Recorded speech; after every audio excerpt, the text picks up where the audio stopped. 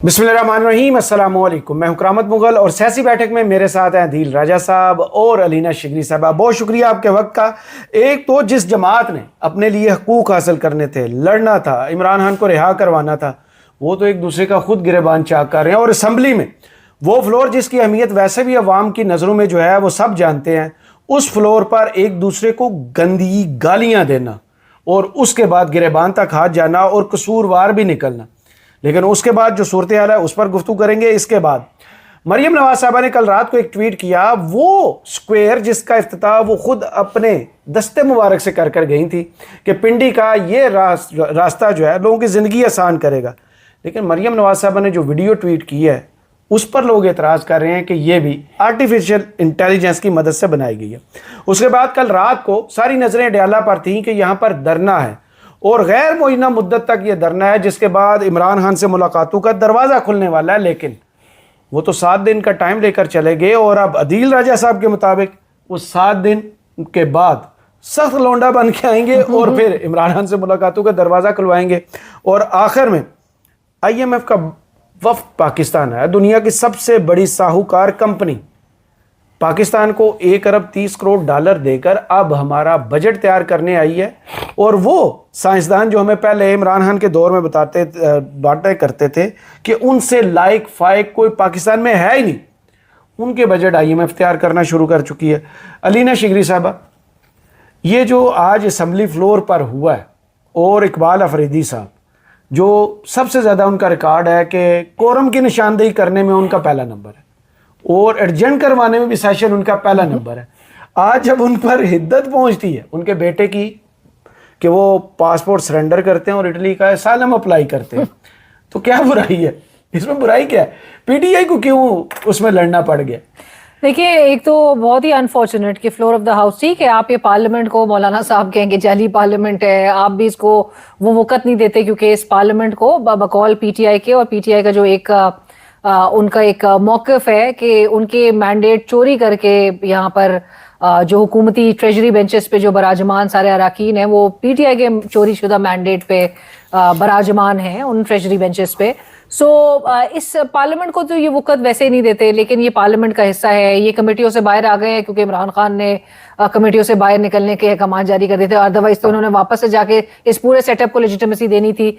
लेकिन अराकीन आपस में जो गुत्थम गुत्था जो ये हो रहे हैं, क्या लफ्ज़ इस्तेमाल करने लगी थी? नहीं, मैं यही लफ्ज इस्तेमाल कर रही थी। पाकिस्तान तहरीक इंसाफ मेरे ख्याल से इनको और किसी की जरूरत नहीं है और ऑपोजिशन क्यों, हुकूमत जो है वो क्यों ना अपने आप को खुशकिस्मत समझे कि ये तो आपस में एक दूसरे, एक तो इतनी डिवीजन है PTI के अंदर, देखें आपस में परवेज रशीद साहब का बयान आता है कि वो बहुत खुश है, वो बहुत खुश है, ठीक है, क्योंकि फ्री हैंड दिया हुआ है आपने हुकूमत को। ये एक दूसरे से लड़ मड़ के जो है वो मुसलसल इस किस्म के एक पूरा तासुर बना रहे हैं। और फिर उससे ज्यादा जो आपने जिस तरफ निशानदेही की कि इटली जो है वो असाइलम ले रहे हैं, ऊपर से इकबाल आफरीदी साहब अपने बेटे का आके दिफा करके ये कहें कि अगर मुझे लगेगा इमरान खान रिहा नहीं हो रहा तो फिर मैं भी उसी डगर पे चला जाऊंगा। दूसरा, उन्होंने बड़ी शॉकिंग जो बात की थी कि पाकिस्तान के हालात जब अमनो मान यहाँ पर ऐसा है, हाँ, तो फिर बच्चों को बाहर भेजना, तो बाकी पाकिस्तान को भी आप भेज दें, आप बाकी को भी भेज दें, आपका बच्चा। अच्छा, फिर तौजीह दी जा रही है वोटर मार जाए लेकिन बच्चे बाहर चले जाएं। और ये भी जस्टिफिकेशन दी जा रही है कि भाई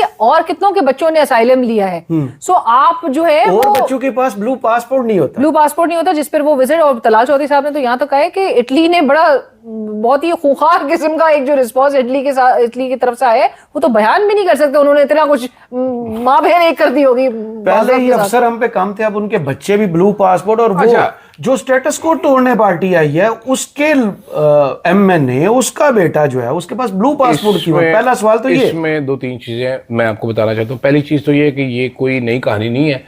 जो एक ट्विटर अकाउंट है वो 2005 दिसंबर से लगा हुआ है इस कहानी के। वो खैबर का एक MNA है, उसके बेटे ने मुंह काला कर दिया, ये कर दिया, वो कर दिया, 2025 से 2025 से, हाँ जी 2025 से तो मुंह काला कर दिया। ट्विटर नहीं था तो ये पहले से चल रही है कहानी, ठीक है। तलाल चौधरी साहब को आज पता चला कि इटली ने हमें कोई लेटर शेटर लिखा है। मेरे इस पे तलाल चौधरी साहब, क्योंकि एक जाहिर बात है अब हमारे पे इतना बुरा वक्त है कि तलाल चौधरी हमारा वजीर है तो मुझे चेक भी पढ़ना है। इटली हम ब्लू पासपोर्ट से वीज़ा फ्री नहीं जा सकते, सही पहली चीज़। तो वो लड़का वीज़ा लगवा के गया होगा, हो सकता है पाकिस्तान से पहले वो वीज़ा फ्री चला गया होगा। पहले तो आप लोगों ने जब चौधरी निसार ने ख़त्म किया था ब्लू पासपोर्ट जी, तो आप लोगों ने दोबारा शुरू क्यों करवाया? पहली चीज तो ये, अभी भी उस दिन मरने वाले हुए थे सेनेटर्स, उनकी फैमिली, उनके बच्चों को, नौकरों को भी दे दे ब्लू पासपोर्ट। आपको याद होगा, जी, जी, मुझे याद है, 2 दिन पहले पेश कर रहे थे। भाई अगर हो रहे हैं तो तुसी क्यों दे रहे हो? पहली चीज। सेकेंडली मेरा ख्याल है, आई डोंट नो, हो सकता है गया हो। अब इकबाल अफरीदी खुद कह रहे गया होगा, मुझे उस पर कोई इतराज नहीं, असाइलम लेने चला गया, मुझे मिले मैं भी चला जाऊंगा। मैं बड़ी सीधी बात करूं, अलीना कह रही है, तुम लोग कह रहे हो कि जी बड़े बुरे हालात है। पाकिस्तान में जितना आउटफ्लो हुआ है अभी नौजवानों का, टैलेंटेड लोगों का, जिस को मौका मिला है, हर बंदा, ब्रेन गेन होता है, वो ड्रेन नहीं होता, आपको पता है। Best quality brain gain. हाँ जी, मरियम नवाज साहबा ने ये अल्फाज हाँ जी। तो हमारा, हाँ जी, हमारा जिसको मौका मिल रहा है वो जा रहा है। भाई यहाँ पर आप क्या करोगे? ब्रेन एक्सपोर्ट का था। आप दुनिया की सबसे महंगी, हमारे पास सबसे बड़ी एक्सपोर्ट, हम ब्रेन एक्सपोर्ट करें। मरियम नवाज ने ये कहा था, उनके पास नहीं है, वो नहीं जा सकती, उसने अपना एक्सपोर्ट कर लिया। आप क्या करेंगे यहाँ पर? आपके लिए क्या है? आपके पास क्या है? आप मुझे जरा समझा दीजिए। एक हेल्थ कार्ड था, 10 लाख रुपए पे इलाज होता था। अब वो मरियम नवाज ने पहले आगे खत्म किया, शहबाज शरीफ को कहा चाचा इसके पास वही चीज़ है, अब हमको दिखाने के लिए इमरान के पास वो खत्म कर दी। उन्होंने कहा हाँ मैं फंड्स का बहाना बना के खत्म कर दूंगा। ऑडियो लीक हुई थी, मैंने ऑडियो लीक की थी, एयरवे पे चली थी, मेरे पास आई थी, आपको भी पता है इस बात का। अब सुने जरा आगे, अब सुने जरा, कल काबीना ने क्या किया है जी। कल काबीना ने एक पंजाब के एमपीए के बेटे ने इलाज करवाया अपना। एमपीए इतने गरीब थे, 50 लाख रुपए का इलाज हुआ है। काबीना ने स्पेशल एजेंडा टेकअप किया है, और एजेंडे में उन्होंने कहा है जी ये नून लीग का एमपी है जिसके बेटे का डॉक्टर्स हॉस्पिटल और पता नहीं एक और हॉस्पिटल से 50 लाख रुपए का इलाज हुआ है, ये सरकार देगी पैसे, मेरे और आपके टैक्स के पैसे उस एमपीए के बच्चे के इलाज के लिए दिए जाएंगे। गरीब एमपीए जी, और हम लोग जो है वो यहाँ पर भूखे मरे। हमारा आज मतलब आप उस वजीर को मेडल दे रहे हैं माजरत के साथ, जो ये कह रहा है कि मेरे अपने हल्के में 18 घंटे लोड शेडिंग होती है, मैं खत्म नहीं कर सकता। अवैस लगा रही। ठीक है जी। आप वो 2 दिन पहले खड़ा होके कह रहा था बिजली इतनी सस्ती कर देंगे कि भाईजान लोग बैटरियों में चोरी किया करेंगे। आज तमगा मिला है, ये तमगा इसी बुनियाद पर उन्होंने ये भी कहा कि मेरे हल्के में 18 घंटे की लोड शेडिंग होती है। आज आपने 4 ये CSS CSP जेडे भी होंगे, ये CDA के अफसरान को तमगे दिए, किस बुनियाद पे पता है आपको? जी, उन्होंने बस्तियां गिरवाई है, उन्होंने 63,000 एकड़ सरकारी जमीन वागुजार करवाई है। ये बताया गया जो नूरपुर, ये सैदपुर, ये बरी माम में जो ऑपरेशन हुआ है, ये वो लीड कर रहे थे, उसमें तमगे दिए गए। ठीक है, तो आपको यहाँ पर है कि क्या करना है, मैं मतलब माइंड नहीं कर रहा बिल्कुल। इकबाल अफरीदी साहब का बेटा गया है, बाकी जिसको चांस मिले, मुझे चांस मिलेगा, मैं भी जाना चाहूंगा। हमारे यहाँ पर तो एक बंदा है, वही है, ब्लू पासपोर्ट उनके बच्चों के पास किस तो भाई हक से ना देना, ये क्यों जा जाके करारदादे पेश कर रहे हैं असेंबली वाले? ये भाई ये भी एक ज़हन में रखना, अपने काम के लिए सारे मिल जाते हैं जी। आप तनख्वाहें जब बड़ी थी, पीटीआई वाले बीच में शामिल थे, बढ़ाएं जी बढ़ाएं। ठीक है, 168% आपने अपनी तनख्वाह बढ़वा ली। ठीक है, 168%, बल्कि उससे भी ज्यादा मेरा ख्याल है आपने तनख्वाह, पीटीआई वाले शामिल थे। ये लुट मार में सारे इकट्ठे हो जाते, उस टाइम असूल नहीं याद आता इनको। भाई ये तो, ये मैं यही बात कह रही हूँ ना कि कमेटियों में भी वापस जाना चाहते हैं, ये पूरे सिस्टम को लेजिटिमेसी देना चाहते हैं कि बिकॉज इट सूट्स देम। अब लीडर जो है वो 1000 दिन से जायद हो गया है, जेल में है, 6 महीने से ज्यादा हो गया है, कैद तन्हाई में है, बीवी जो है उसको प्रॉब्लम फेस कर रही है। आज सलमान राजा साहब का बयान आपने सुना है जी कि इमरान खान की एक आंख मुकम्मल जाया हो गई। तो इससे पहले पर्सन तरीके साहब ने ये बयान नहीं दिया। 2 हफ्ते पहले, अगर वही हम जो बात कर रहे थे कि 85% का भी सलमान सफदर साहब ने आके रिले किया था। 85 और आंख जाया होने में बहुत फर्क है। 85% इटसेल्फ शोज के भाई मेजरली तो उसकी आंख डैमेज हो चुकी है, तब भी अगर ये पीटीआई नहीं हिली तो ये इनको मुकम्मल बिनाई चले जाना। और ये डॉक्टर्स ने कन्वे किया था। आपको एक बहुत इंटरेस्टिंग चीज बताऊं, आज लड़ाई क्या हुई है जी, जो रिपोर्ट हो रही है, गाली मुझे उसका नहीं कंफर्म पता। ये मुझे कंफर्म पता है हाँ कि हुए कि नहीं, मैंने सोशल मीडिया में भी देखा ये चलते हुए, ये पूरा एक मुकालमा। लेकिन मैं आपको असल वजह बताता हूँ, बड़ी इंटरेस्टिंग है। इकबाल अफरीदी साहब का ताल्लुक है खैबर से जी, जुनैद अकबर साहब मालाखंड से जी। ये दोनों बड़े अपने दिल अंदर ही अंदर से बहुत जोशीले, इनको लगता है जो ये खिताब करेंगे उससे तबाही आ जाएगी, इनकलाब आ जाएगा। जुनैद अकबर साहब को हर सेशन में तकरीर करना आया जाता है, जुनैद अकबर साहब को, उनको ये करने नहीं देता। इकबाल अफरीदी साहब हर सेशन में खड़े होकर बोलते हैं, अगर इनको बोलने दो ये कहते हैं कोरम पूरा नहीं। हाँ, माइक ऑन हो या ना हो ये बोलते हैं, और अगर इनको बोलने ना दो ये कोरम की निशानदेही कर देते हैं। सबसे ज्यादा मैंने बताया भाई इनका काम क्या है, ये आते हैं, ये गिनते हैं बंदे। आज कितने 7 बंदे थे गवर्नमेंट के, 25 टोटल, 7 और 25 ये 33-34 बंदे सेशन चला रहे थे। सुन ले, ये हाजिरी लग जाती है, पैसे सानों को मिलते हैं, वो टेंशन नहीं है कि गैर हाजिरी लगी हो, हाजिरी सबकी लगी हो। इलेक्ट्रॉनिक सिस्टम के बगैर जाली हाजिरी लगती है, सारे MNAs की जाली हाजिरी लगती है। यार आज आपने आईपैड वाला लतीफा नहीं सुना? हाँ जी, आईपैड वाला लतीफा भी मैंने सुना है, वो ये खुद ही वो स्पीकर साहब कहते हैं कि ये कल से एजेंडा छप के नहीं आएगा, जो हमने आपको आईपैड्स दिए हुए हैं, हाँ जी, वो लगे कल होते से हैं लेकर आए उस पर। वो आईपैड पे बच्चे उनके इतना पास पैसा हमारे पास है। इसी तरह सब इसी तरह हमारे एजेंडे ही हैक हो गए पहले। लेकिन आप ये देखें कि कितना अनफॉर्चुनेट है कि आपके इस मुल्क में तरमीम के लिए तो आपको रात भर ये रंगीन जो है इसी ऐवान के लाइन में लग के बैठे होते हैं, ऐवान में जो है वो रात भर जो है इधर भाई किस तरह हॉर्स ट्रेडिंग लोगों को तोड़ने के लिए सारे सरगर्म नजर आते हैं। भाई बाजवे को वोट डालना था, कैसे लाइन में लग के 3 मिनट के अंदर अंदर दोनों कोरम पूरा नहीं है। साल से शहबाज शरीफ साहब लंदन से वापस आ, हाँ जी, एक साल से शहबाज शरीफ साहब नहीं प्रेजेंट हो रहे इसी ऐवान के अंदर। ये जब शहबाज शरीफ साहब जेल में थे ना, असद कैसर साहब जो है वो इनके प्रोडक्शन ऑर्डर पे प्रोडक्शन जारी करते हैं। ये कमर दर्द का सुबह 7 बजे असेंबली के गेट पे खड़े होते थे, मैं असेंबली सेशन अटेंड करने आया जी। फिर 3 दिन मैं आपको भाई मैं बता रहा हूँ, सही नून लीग वाले सेशन ही खत्म नहीं होने देते थे, एक सेशन खत्म होता इनकी फुर्तियां आप देखिएगा 28वीं तरमीम के आगे पीछे आने वाले दिनों में ये बहुत ज्यादा फुर्तियां दिखा रहे होंगे। कोरम भी हमें पूरा नजर आ रहा होगा। इट्स अनफॉर्चुनेट, मैं यही बात कह रही हूँ कि कोरम पूरा ही नहीं है, मतलब निशानदेही करनी पड़ रही है भाई कि कोरम जो है वो पूरा नहीं है। किसी आप अवाम के वोट से और सो कॉल्ड जो भी है ये हुकूमती ट्रेजरी बेंचेस पे जो बैठे हुए हैं वो ये अपना एक सो कॉल्ड इनका वो तो है ना कि मौके कि हम अवाम के वोट से आए। आप अवाम की रिप्रेजेंटेशन ये करते हैं कि आप हीड ही नहीं दे रहे हो। जो हुकूमत कर रही है वही अपोजिशन कर रही है। दूसरी जानब कल रात को हमने मनाजर देखे कि अलीमा खान ने तो कॉल दी कि वो आएंगे, यहाँ बैठे रहेंगे जब तक मुलाकात नहीं होगी, वापस नहीं जाएंगे। 7 दिन की डेडलाइन देकर चले गए हैं। ये क्या है? सख्त लोंडा बनकर आएंगे इनके मुताबिक। हाँ। मेरा तो टेक ये है इस पे बड़ा सिंपल सा कि सुहेल अफरीदी साहब अल्लाह करके वहां पर पहुंचे बड़ी मुश्किल से। वो वैसे उन्होंने आगे 87 MPs सुने जरा छोड़े 87 MPs को। मैं कोई और बात लोगों से ज्यादा कल उन्होंने तकरीर की, उन्होंने कहा जी अलीमा खान ने बुलाया तो मैं आ गया। वैसे तुझे नहीं पता कि तेरा लीडर जेल में, माजरत के साथ मिस्टर अफरीदी, आपको ये नहीं पता कि आपके लीडर की एक आंख जाया हो चुकी है। 1000 दिन से ऊपर वो जेल में है, उसकी बीवी जेल में है, उसका भांजा जेल में है। सुनो किया हो कहीं आप देखें कुछ भी नहीं करना। कोई उसका भतीजा जेल, भांजा उसका जेल में है, 6 महीने से वो कैद तन्हाई में है।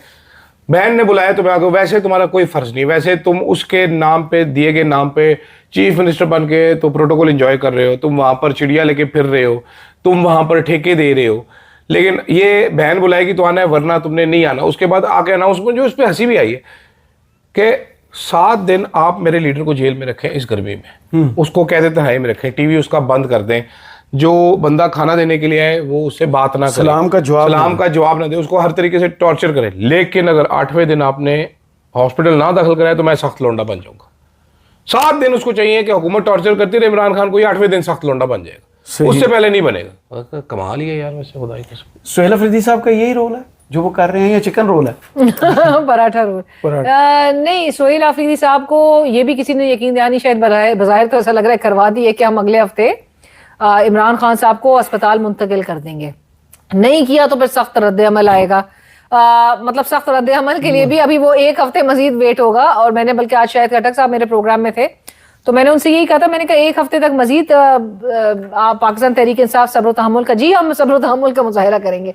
मतलब आप अभी हम क्या बात करें, पूरी मुकम्मल तौर पे इनके लीडर की बिनाई चली गई है 6 माह से। और आपको याद होगा वो जो UN की जो स्पेशल रेपोर्टर आई थी, उन्होंने कहा था 15 दिन से अगर जायद आप कैद तन्हाई में हो तो ये एक टॉर्चर की एक बहुत एक्सट्रीम किस्म है जो कि इमरान खान साहब फेस कर रहे हैं।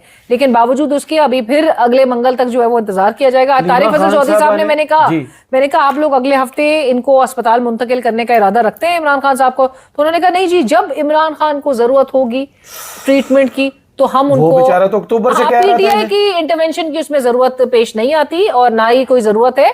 मैंने कहा आप तो इत्तला भी नहीं देते उनकी, चाहे फैमिली हो चाहे लीडरशिप हो। तो वो बजाय तो हुकूमत की भी बात से ऐसा लग रहा है कि कोई अस्पताल मुंतकिल नहीं किया जाएगा। ये हमें अगले मंगल का भी यही कोई एपिसोड हमें नजर आएगी। तो जो अलीमा खान ने कल गुफ्तगू की, उन्होंने कहा कि 6 माह से अगर हमारा राब्ता नहीं है तो सुहेल अफरीदी साहब के लिए पैगामात और आर्डर्स आ रहे हैं और इनको पता है और उस पर अमल दरामद करने का वक्त आ गया है। इससे क्या मुराद ली जाए?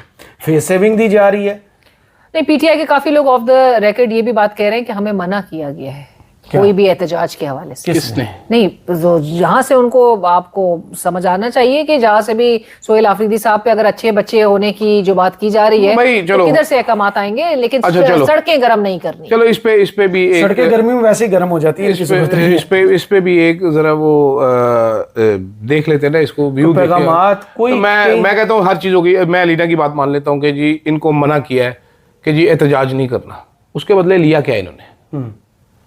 मुझे ये समझा देना कि सवाल कल हुआ ना वहां पर, एहतजाज नहीं करना, अपनी सियासत जारी रखना, फिटे मुंह ऐसी सियासत से, अपनी सियासत जारी जिसके रखना, आपका अपनी लीडर ही पोजीशंस जो अलीमा उसकी खान साहिबा जिस लाइफ बात पे थ्रेट एतराज उठा रही हैं कि जी इन्होंने पोजीशंस रखी हुई है, वो तो बल्कि अलीमा खान साहिबा जब कहती थी कि 70,000 पूरे इनके अराकीन असेंबली 70,000, तो उस पर भी शेख वकास साहब आप कहते थे कि जी मिसफीड किया गया है अलीमा खान साहिबा को। सो ये पीटीआई इटसेल्फ इतनी अपने एक डैमेज वाले उस मोड में चली गई है कि एक इनको किसी और की जरूरत तो नहीं वो है। जो इल्जामात फिर लगाए जाते हैं दिल राजा साहब के 4 माह ये खामोश रहेंगे, हुकूमत कौमी हुकूमत बनेगी, उसमें फिर कितनी सदाकत? फिर लगता तो ऐसे ही कहानी ऐसी, मुझे तो लगता है सोहेल अफरीदी साहब एक और लॉलीपॉप लेके आ गए हैं कल, और मजीद वो अच्छा लेके नहीं, एक हफ्ते के लॉलीपॉप बांट आए हैं। इसके बाद मैडम सीएम अडियाला के तकरीबन करीब ही वो चौक बना, मार्का हक, उसका इफ्तिताह होने के बाद ये भी बेवकूफ बन गया है, वहां फंसे रहे। पहले दिन बेवकूफ बना, फिर मैं उस पे ट्रेवल भी कर रहा हूँ, मैं तो आपको क्या ही बताऊं। अभी बाद में बताइएगा। ये मैडम ने जो कल वीडियो फिर ट्वीट कर दी, ये पहली मरतबा तो नहीं है, मैडम ने ऐसी वीडियो ट्वीट कर दी उसमें गाड़ियां रिवर्स चल रही। तो आपको एतराज किस बात पे? मुझे अब उनके एआई के एडवाइजर जो हैं वो अलीराज साहब हैं। वो आज पता क्या हो रहा था, आज वो कह रहे थे, बाबूजान, वो कहते अब्बूजान, अब्बूजान हैप्पी बर्थडे, अब्बूजान कहते हाँ, बाबूजान happy to you हो रहा हैप्पी था। टू यू, शुक्रिया। वो बेटा बाबू है और अब्बा अब्बू है। मैंने कहा ये अवाम जान का क्या, जान उनकी क्यों निकाली हुई, तुम दोनों ने साइड पे होके करो है जो भी करना है। तो अब्बू जान थे बाबू जान। सो अब्बू जान से तो सिर्फ एक ही उससे लोगों को डर लगता है कि अब्बू जान जब आके कोई ट्विटर पे ट्वीट करते हैं कोई आयत आयत ट्वीट करते हैं। बिस्मिल्लाह, मैडम के अब्बू तो जान नहीं, कोई ना कोई सख्त फैसला सामने साथ आ रहा होता है। मैडम के अब्बू जान मेरे ख्याल में बगैर रुमाल के आज बाहर निकले हैं, उन्हें बू भी आई है अच्छा, और उनको कूड़ा भी नजर आया। वो नारंग मंडी शायद लाहौर का बिल्कुल साथ इलाका है। तुम सही कही थी ना, सुथरा वो गया पंजाब और जो है। उन्होंने वहां गुस्से का इजहार किया है कि जगह जगह ये कूड़ा करकट, क्या सुथरा पंजाब की तो मैडम कहते हैं मेरा मॉडल prime project रोल है। मॉडल था आपको पता है, इस सुथरा पे मैं एक पंजाब। लतीफा सुना सकता हूँ नवाज शरीफ की हालत पे, फिर आप लोगों ने एतराज नहीं करना। कल कर लेंगे। नहीं अभी सुनाता हूँ। तो नवाज शरीफ साहब को आज बू आई है और उनको नजर भी सही आया है, तो इस पे एक लतीफा मुझे उनकी तो याद है। खुशबू थी 400 सुन लो ना फिर। उनको बू आई है। तो अब महक जो राशिद नसरुल्लाह की तरह राशिद नसरुल्लाह बुलबुल, डन इंडस्ट्रीज हो गया ये तो एक औरत ना इसी तरह की नवाज शरीफ की उम्र की बुजुर्ग सी खातून डॉक्टर साहब के पास गई। डॉक्टर साहब को कहती है डॉक्टर साहब मुझे गैस की बीमारी है। तेरा बेटा तर डॉक्टर साहब को कहते हैं डॉक्टर साहब इससे कोई बंदा तंग नहीं होता, ना इसकी आवाज है ना इसकी स्मेल है। अभी आपके बैठे बैठे 2-3 दफा मैं मैं पाड़ा रीडा कर चुकी हूँ, लेकिन आपको भी देखे पता ही नहीं चला। तो लेकिन मैं चाहती हूँ कि आप कोई इलाज कर दें। तो डॉक्टर साहब ने कहा अच्छा। डॉक्टर साहब ने कहा जी ये गोली है, ये कतरे हैं, ये अभी आपकी नाक में डालें आप साहब। वो अपनी नाक में डाल लेती। अब उसने दिन में 3 दफा ये आपने करना है और कल मेरे पास आ जाना। अगले दिन वो गुस्से में लाल पीली डॉक्टर के पास जाती, कहती वे मरे डॉक्टर है तू क्या कर देता है। डॉक्टर साहब कहते क्या हुआ, कहती है जी मेरे पेट में गैस थी, बू नहीं आती, अब तो इतनी गंदी बू आ रही है, उसका क्या किया तुमने मेरे साथ। डॉक्टर कहते हैं ओहो आपके नाक का इलाज हो गया, अब मैं आपके कानों का इलाज भी करूंगा। तो मियां साहब का नया नया ना नाक का इलाज हो गया, जो उनको आज बू आई है, अभी उनकी आंखों का इलाज करेंगे, उनको गंध भी नजर आएगा, उसके बाद उनके दिमाग का इलाज करेंगे, तो उनके भाई और उनकी बेटी ने जो इस मुल्क के साथ किया उनको वो भी नजर आएगा। अच्छा हाँ जी।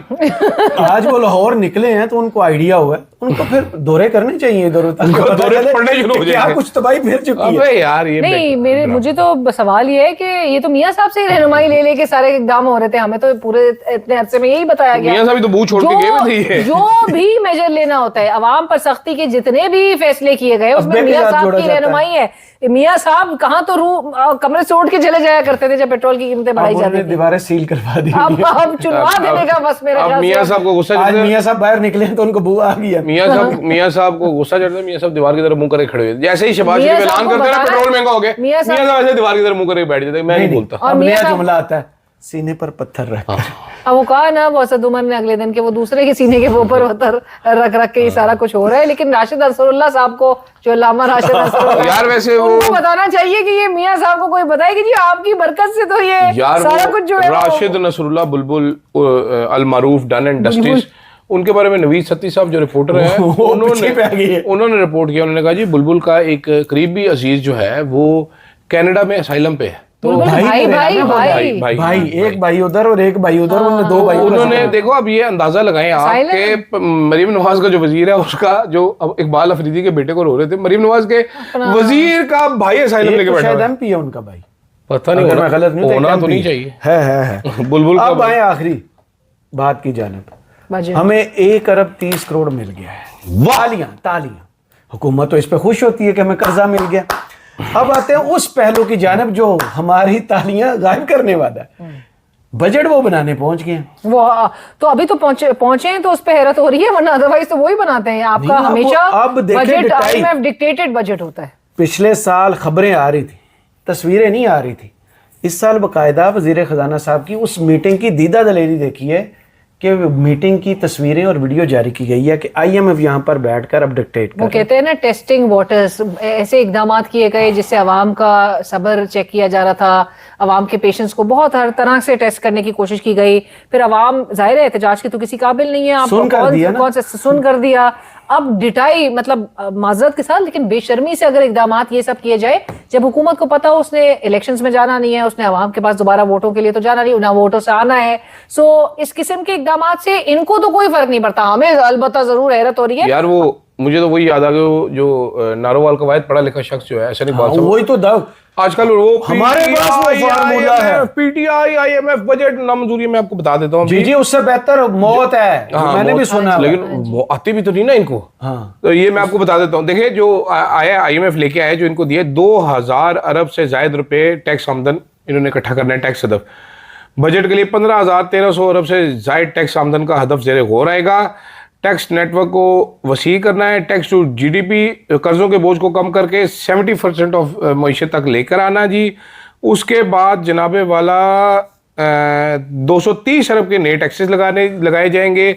700 अरब टैक्स इकदाम के जरिए जमा हो सकेंगे और अफराद से 1300 अरब से ज्यादा का टैक्स इन्होंने इकट्ठा करना है। उसके बाद हमारी जो तरसीलात ज़र हैं वो कम हो चुकी हैं, उसको बनाने के लिए इनिशिएटिव करना है। ये सारी स्कीमें ऑलरेडी आईएमएफ दे चुका है हमें सारी की सारी।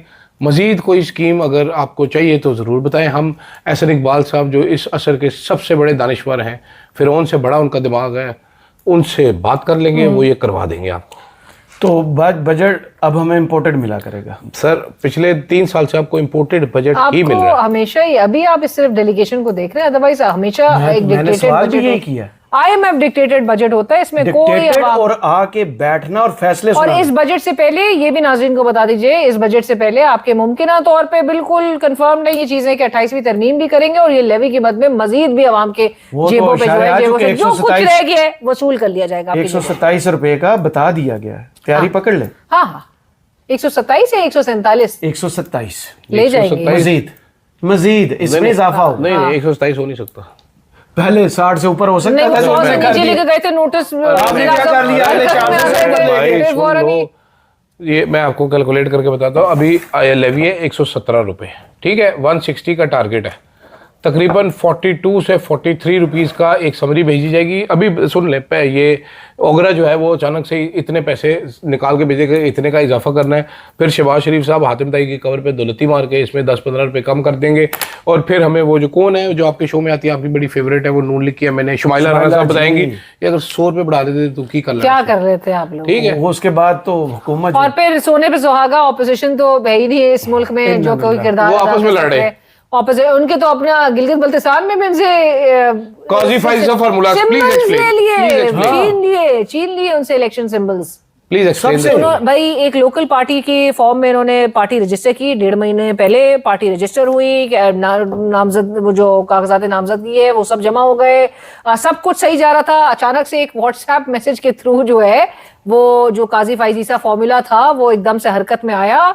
वो चीज गिलगित बल्तिस्तान इलेक्शंस आपको पता है 1st वीक ऑफ जून में जो है वो स्केड्यूल्ड है, वो होने हैं। और उससे पहले उनको एकदम से एहसास हुआ कि ये तो पीटीआई के लोग जो है वो इस लोकल पार्टी के फॉर्म में जो है वो सारे मुतहरिक हो गए। सो फौरन पीटीआई को कॉर्नर करने के लिए उन्होंने रात गए एक अहकामात जारी किए, उनसे इलेक्शन सिंबल पोलो मैन का सिंबल था, वो सिंबल उन्होंने वापस छीन लिया। काजी फाइज सा फार्मूला, उन्होंने कहा जी ये पार्टी के इलेक्शन सही नहीं हुए, वापस छीनो दोबारा। जी जी हाँ है, बता रहा हूँ। इसके बाद आजाद कश्मीर में भी यही होने वाला है, मैं आपको अभी बता देता हूँ। सो ये तो हाल है, मतलब आपने कोई स्पेस नहीं देनी, चाहे गिलगित बल्तिस्तान और मतलब वहां के भी गिलगित बल्तिस्तान की आवाम को बहुत टेस्ट करने की कोशिश ना ही करे तो ज्यादा बेहतर है। किया हाँ, वो ईरान वाले इशू पे किया था। हाँ, गिलगित बल्तिस्तान आपने देखा है जब भी कभी मुजाहरे हुए हैं पाकिस्तान वाले, वो जैसे मंजर जिस तरह के शहरों के होते हैं वो उस तरह के मंजर भी नहीं बहुत होते, ह्यूज होते हैं, ह्यूज होते हैं। They should not even go and cross those red lines.